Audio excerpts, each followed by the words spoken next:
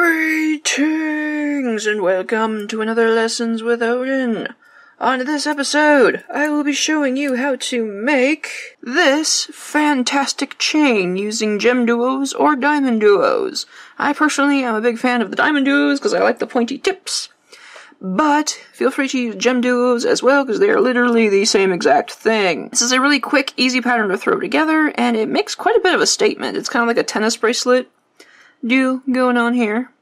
And I found it kind of a challenge to do with color play on this, because I found that certain combinations of colors worked while others didn't, but that is definitely up for experimentation. It's very quick to throw together too. I've done these in less than about 2 hours, and that's because I was distracted on the internet doing other things, and also featured in here using Crescents and Demi rounds. So this one is just a really nice casual or sparkly event kind of deal. Whatever you want to do and whatever suits your mood. And if you like patterns like these, be sure to subscribe for more jewelry tutorials, as well as other antics that I do on YouTube to humiliate myself in the public. For a 7.5-inch bracelet, you will need about 36 Gemduos or Diamonduos. I personally prefer Diamonduos, but I don't see the problem with using either. 16 2-hole crescents, 36 4mm bicones, or you could probably use pearls in this too. Either way will really change the dynamic of the bracelet. You will also need 80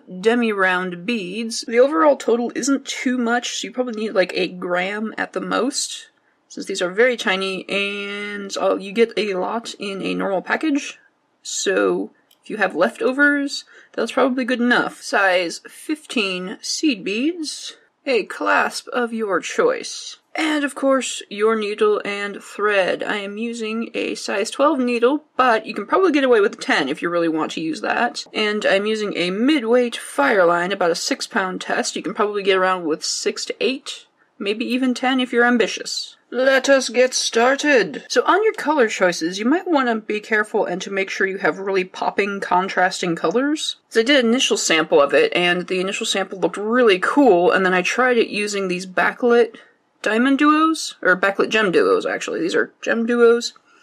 And I just found that the pattern looked completely different. It's still pretty, it's just not as striking as I thought it would be, and then I flipped it over and realized that it was the solid colors it was missing in the design. So I tried to make something a bit stark and different. See how I have like the silver, the bright emerald, and the purple in the demi-rounds, the copper in the crescents. They really kind of coordinate together, but at the same time stand out. Because I think if you use too many of similar colors, things will tend to bleed in or like even transparent. I'm not sure if I would use transparent, but that's just me personally. So do what you want to do, and I want to see your translations in your colors if you decide to make this. So if you want to share pictures with me and some other beaders, come and join us at our Facebook group, Creations from Lessons with Odin, and I'd love to see your interpretation of this. So this technique is basically a modified right angle weave, and starting off is going to be a little bit different than the rest of the stitches once we get everything set up. So on my thread, I currently have 1 Gemduo, 1 demi-round, 1 crescent bead, 1 demi-round, 1 Gemduo, a size 15, a 4mm bicone, size 15 Gemduo, and a final demi-round. Now, we want to pay attention on how we thread all of these things, so when you're starting off, it's probably a good idea to lay everything flat to make sure everything is in the same. We want to make sure that all of our Gemduos are in the same orientation, and this is especially important with Diamonduos who have the point, so we want to make sure they're all facing up in the same direction, and this is basically going to be the top hole of our Gemduo. Now our crescent bead is going to be the opposite. This is essentially going to be the bottom hole of our crescent bead, and when we lie it flat, the curve is in the same orientation as the points of our Gemduos. So if you can kind of take a look at our bracelet pattern, we're always working in the opposite holes of the shaped beads. So whenever we're working with the bottom holes of the Gemduos, we're working with the top holes of the crescents. And vice versa, whenever we're working with the top holes of the Gemduos, we're working with the bottom holes of the crescents.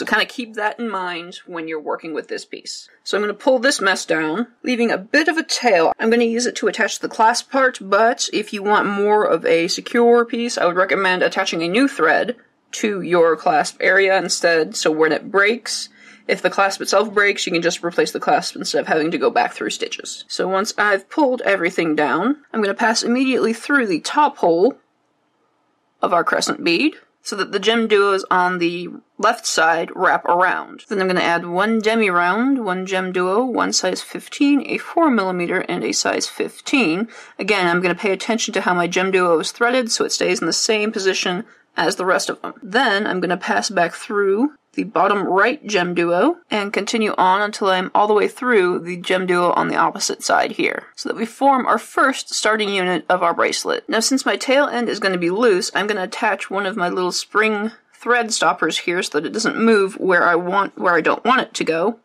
You can also add a stop bead to your thread if you want, or you can also move all the way around until you've reached the tail here, tie an overhand knot, and then pass back through to where you want to be. So from here, I'm going to pass back through the size 15, 4mm size 15. I'm going to then add 4 size 15 seed beads and pass the top hole of the uppermost Gemduo so that it wraps around like that. I'm going to then add one demi round, the bottom hole of a crescent, and another demi round. Again, making sure where it's going to lie when I've threaded it on.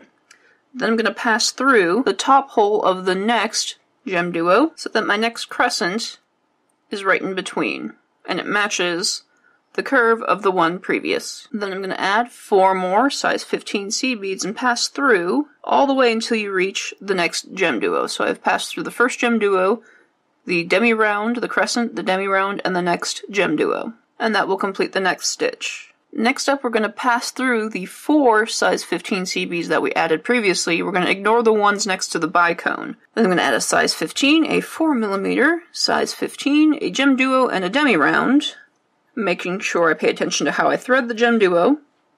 Then I'm going to pass through the top hole of the crescent bead further down. And this starts our next segment. Then we're going to add the opposite, so I'm going to add one demi round, one Gemduo, size 15, 4mm, size 15. Then we're going to pass through all the way over toward the opposite side. So I pass through a Gemduo, a demi round, crescent, demi round, and the Gemduo. Now all that's left is to repeat the pattern. So I need to add a crescent in my next set. After that I'm going to add the Diamonduos again after that.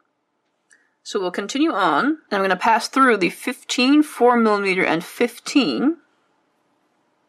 To move on to the next stitch. Add on 4 size 15 seed beads and pass through the top hole of the Gemduo. Add on a demi round, crescent, and a demi round. Pass through the next Gemduo. Add on 4 more size 15 seed beads. Pass through until you reach the next Gemduo on the other side. Then set up for the next stitch by passing through the 4 size 15 beads you first started from. And we're going to repeat our pattern by adding another Gemduo set. So I have my 4mm set, a Gemduo, and a demi round. Pass through the top crescent hole. Add on the opposite of what we've added. Pass through to the next Gemduo on the opposite side here. Then finally set up for your next stitch by passing through the 15, the 4mm, and the 15.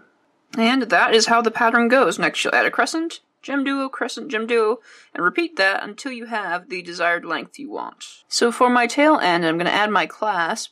I have my thread coming out of the Gemduo here on the bottom hole. I need to fill in the gaps here so that I can attach my clasp at a central point. So I've added 4 size 15 seed beads. I'm just going to pass through the same Gemduo here. I'm going to add a demi round, a Gemduo, and a demi round. Then I'm going to pass through the next Gemduo. So I seal the gap there. I'm going to add 4 more size 15 seed beads, then pass through all the way over to the next Gemduo here. So I've got the Gemduo, the demi round, crescent, demi round, and Gemduo. I'm going to pass through the 4 seed beads I first started with. I'm going to then add 1 size 15, a 4mm, and a size 15, and pass through the top hole of the center Gemduo. Add another set, then pass through all the way over until I reach the Gemduo from the other side. So I've got the first Gemduo here, a demi round, Gemduo, demi round. Then I'm going to finish by picking up the last Gemduo here.